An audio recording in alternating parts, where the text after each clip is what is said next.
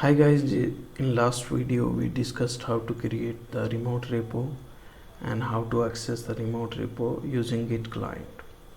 So today we are going to create the feature branch and we are going to start the development in our repo. So before that there might be more than one developer in a project, so all has to collaborate now. So to make the collaboration, you have to go to the setting option and then manage access, and then you have to invite the other developer to access this repo. So you have to just enter his email ID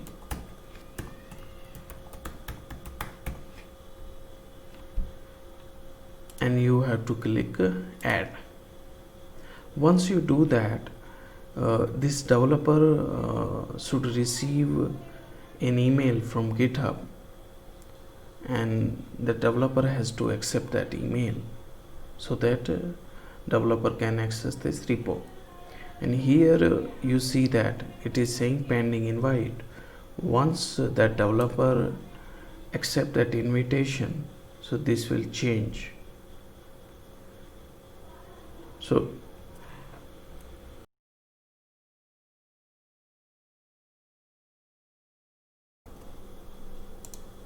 So this is the invitation what I got on my another email. So this is from GitHub and it is saying that Savindra Kumar has invited you to collaborate on this repository. So I have logged into that account. I'll just see the invitation and see I have to accept it. Now I am able to see this repository. Now I can start working on this repository.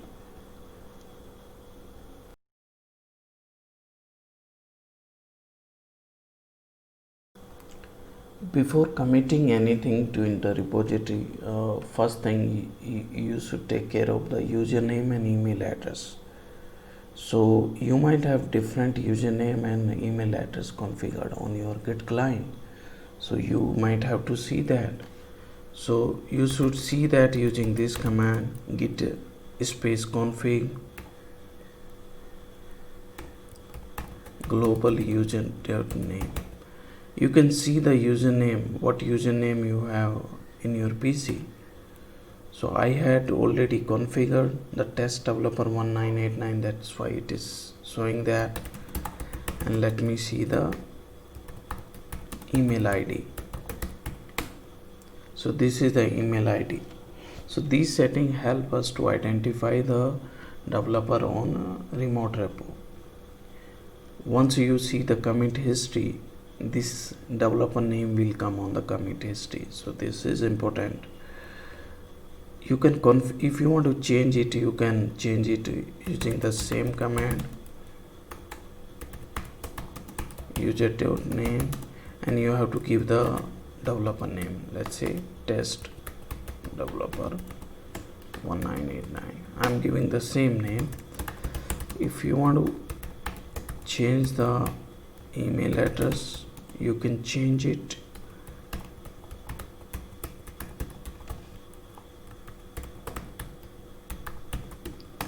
So like this you can configure the username and email address.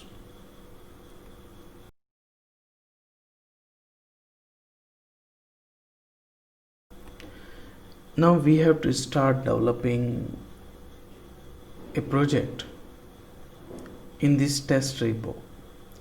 Let's say this test repo contains the code of a project, that is calculator, that have addition and subtraction functionality of two numbers. So now for each feature we should create the issues. We should go to the issues. Issues are for tracking purpose. Once you develop a feature, you should be able to track those features using issues. So there are different labels in issue you will find.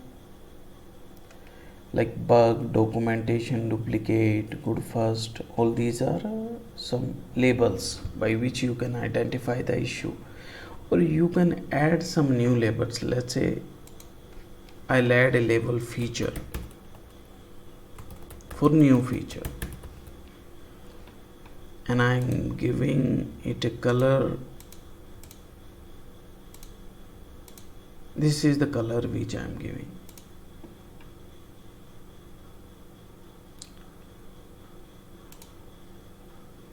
And then you can create the milestone also for tracking purpose.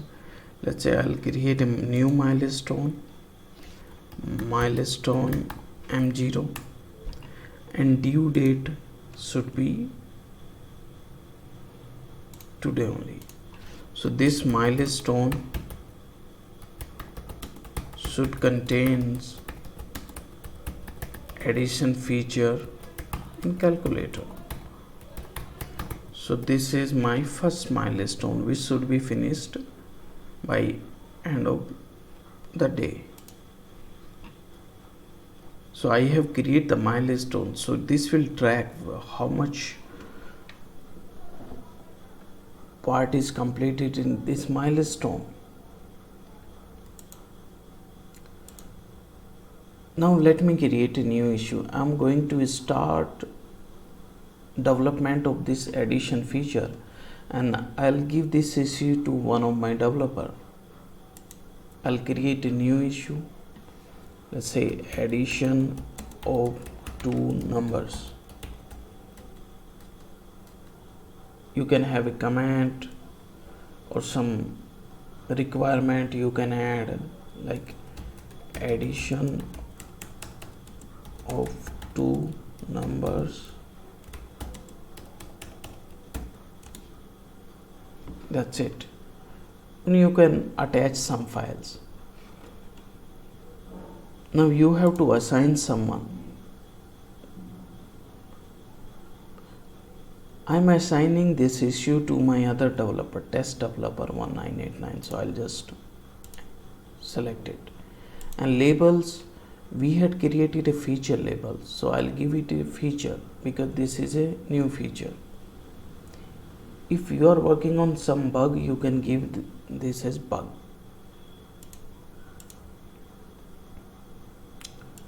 I haven't created any project, so I am leaving it as it is. Milestone, this is the feature which should be finished in milestone M0. And then I submit this new issue. So once I create a new issue and I assign it to developer, test developer, so developer should receive a mail that developer is being assigned to this issue. Now he has to start working on it.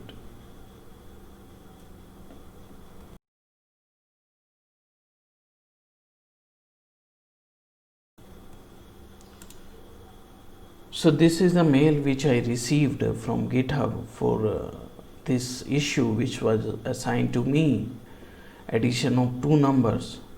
So I have to start working on it now. So I can view it on GitHub.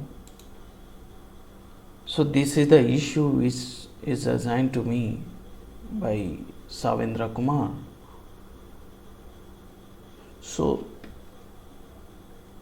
after the issue is assigned to me, I have to create a new branch so that I can write the code for this issue.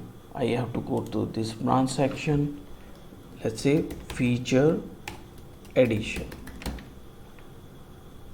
You have to go here and click enter, and a new branch will be created. This is the branch, feature addition. Now you can start working in this branch for this issue, and you can update the issue so that your reviewer and the guy who assigned you this issue, that guy will come to know that you are working on it. Created branch, feature addition. and you can comment it. So like this issue can be tracked.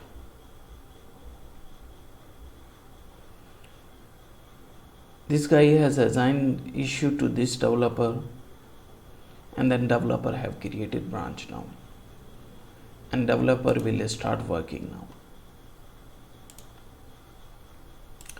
Now you cannot work on this issue here. You have to get to your development machine now.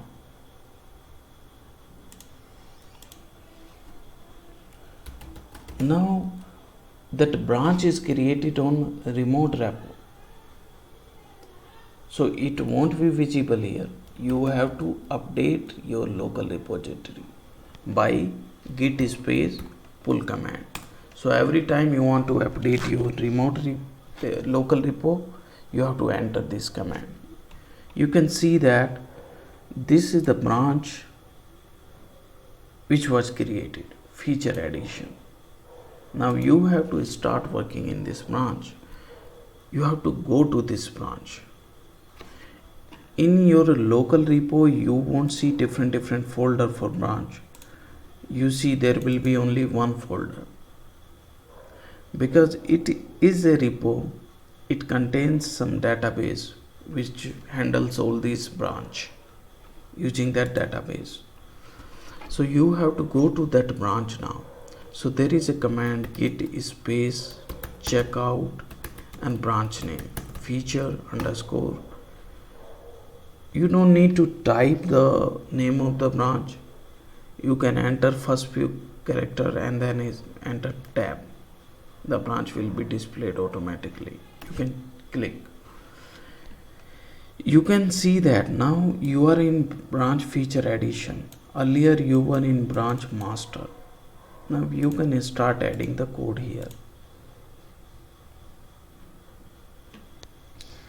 Now let's say for this feature I have to create a header file add.h, and I have to create a source file add.c, and I have to write a simple function for addition, and I have to do some basic testing for it. You can see I created two files. One is add.h. This file has this code, a simple method, and a C file, and this has a function and its functionality. So this is the code which I'm developed for this feature. Now you see the source file which is not committed to local repo, they are not green. If you have installed the Tortoise Git, you will see this behavior. So first you have to add these files to your local repo.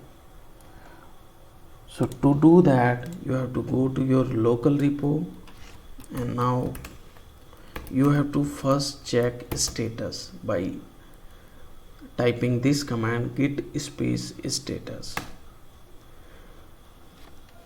These messages are really important. Until you get some expertise on these commands, you should keep on seeing these messages for some time.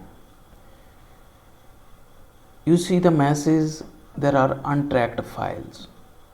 These are untracked, so they are not added to stage area now. So there is one thing is stage area. Before going into local repo, you have to add a file to a region that is known as stage area, and then later you can commit it. So to add it to stage area, you have to type a command. You can see that use git space add and file git add.c. Once you do that, you see that this color is changed. This has changed to blue one. So that is the advantage of installing this Tortoise Git GUI. You can see the different colors while doing some operation, so that is really useful. Now you have to add.h.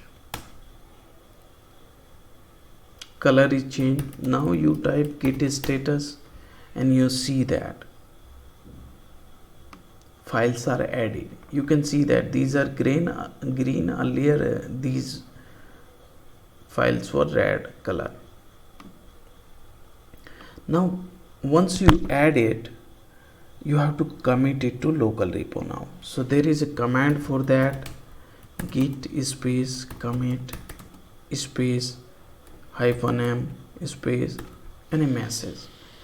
For every commit, it is best practice that you should give a message, so that later while you see the history in commit, you can see that message, and that is really helpful in future.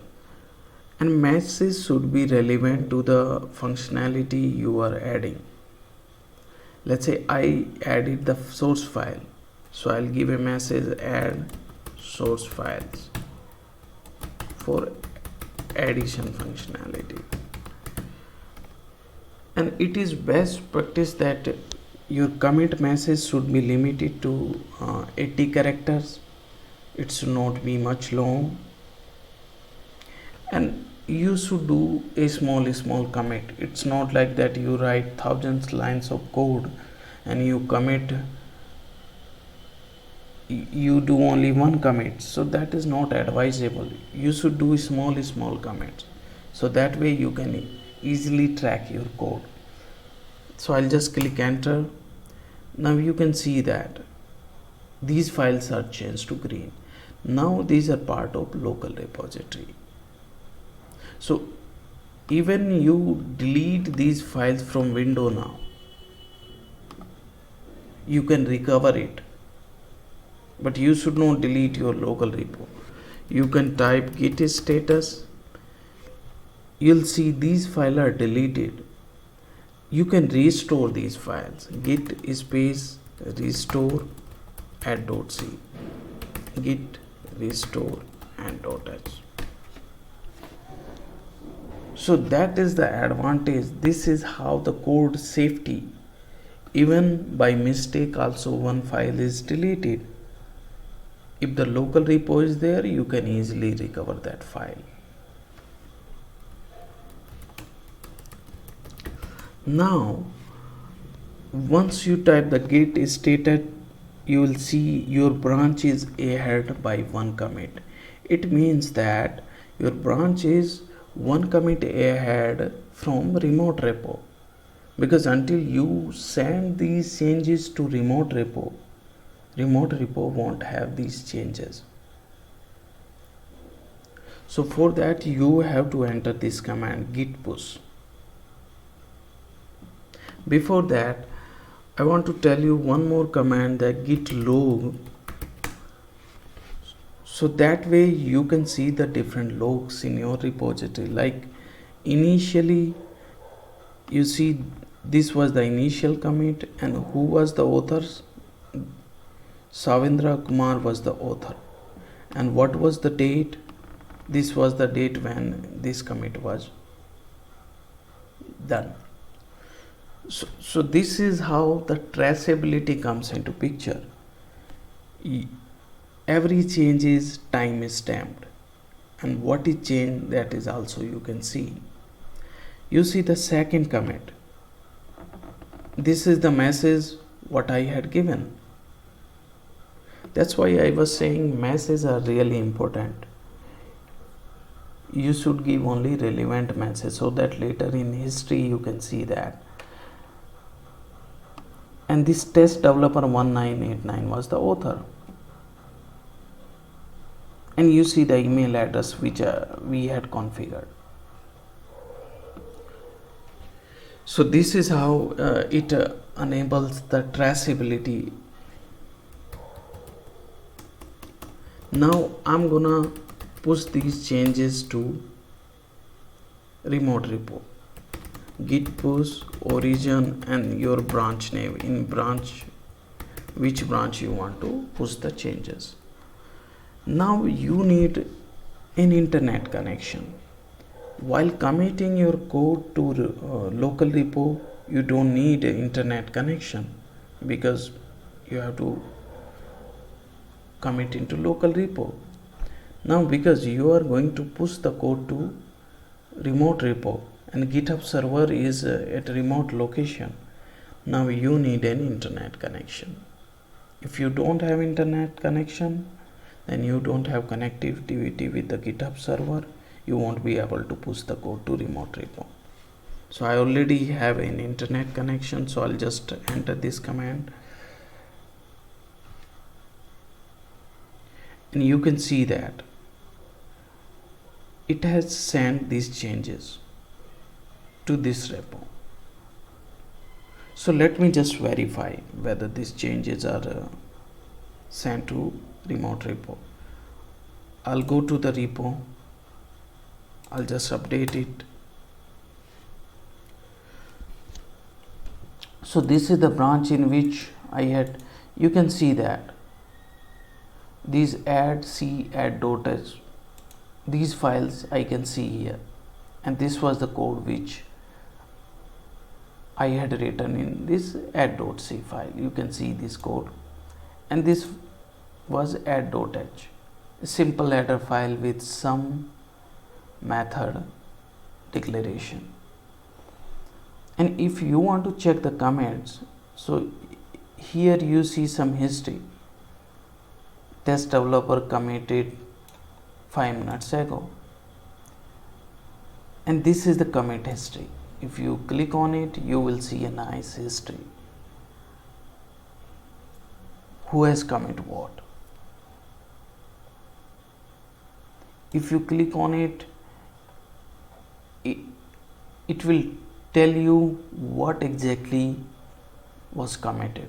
You can see that 2 files are changed. One is add.c.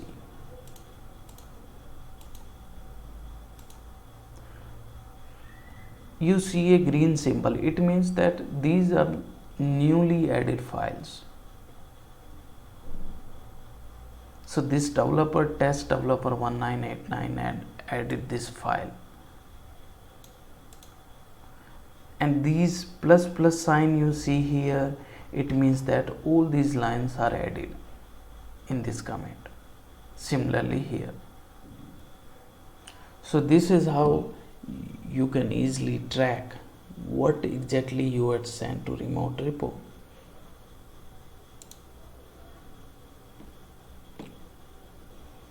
So this is, for now, this is how you can start your development and you can keep on committing. Let's say I change the source file.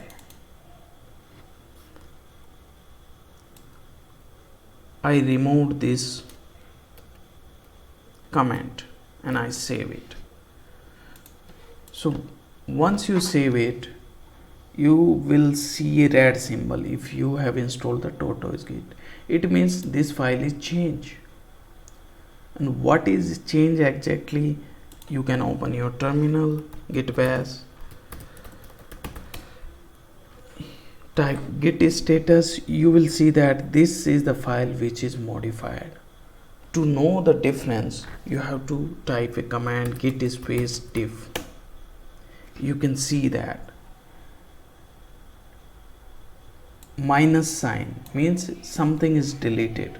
So this is the line which is deleted. So in starting, I suggest every time you commit something in a file, you change something in a file, you should see the git diff. That way you make sure that you are committing the right code. Sometimes what happens, by mistake you change and you don't notice what is changed. So that is why you should do the git diff every time. I'll do the same process to send it to remote repo. I'll first add it to stage area. This is the command git space add. I'll enter.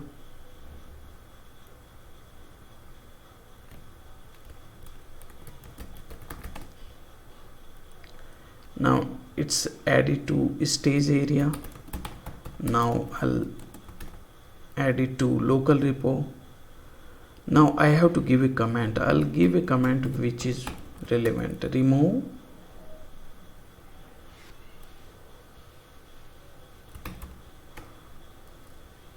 description, function description.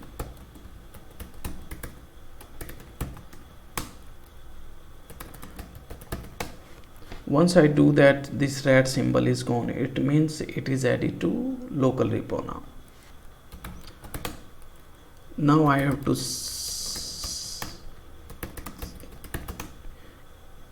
send it to remote repo. You see your local repo is one commit ahead. You have to push your changes.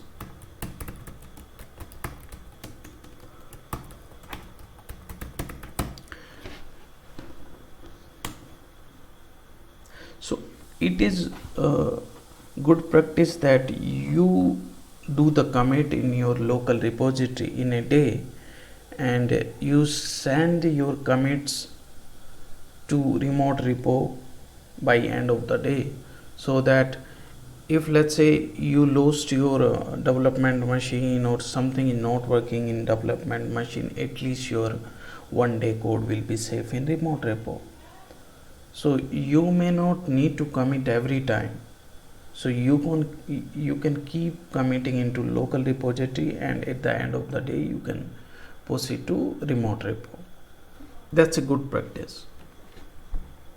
Now I'll go to the remote repo.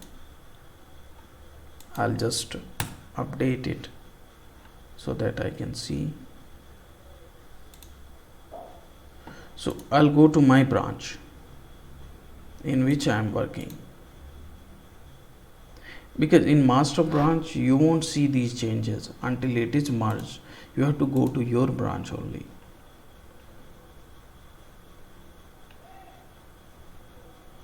You can see the 3 commits.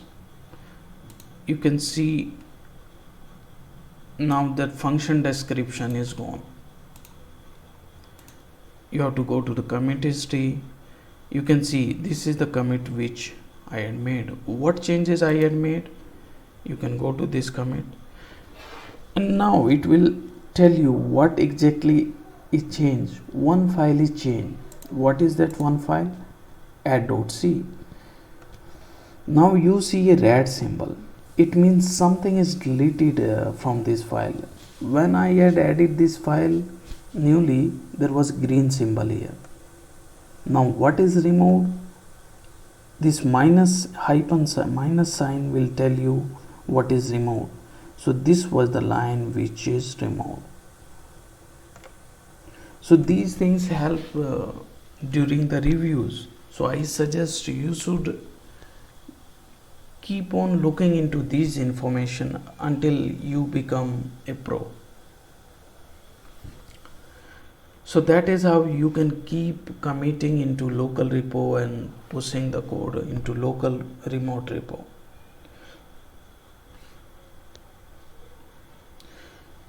Thanks guys. So in next video we will discuss about once a feature is completed, how it can be merged into the master branch.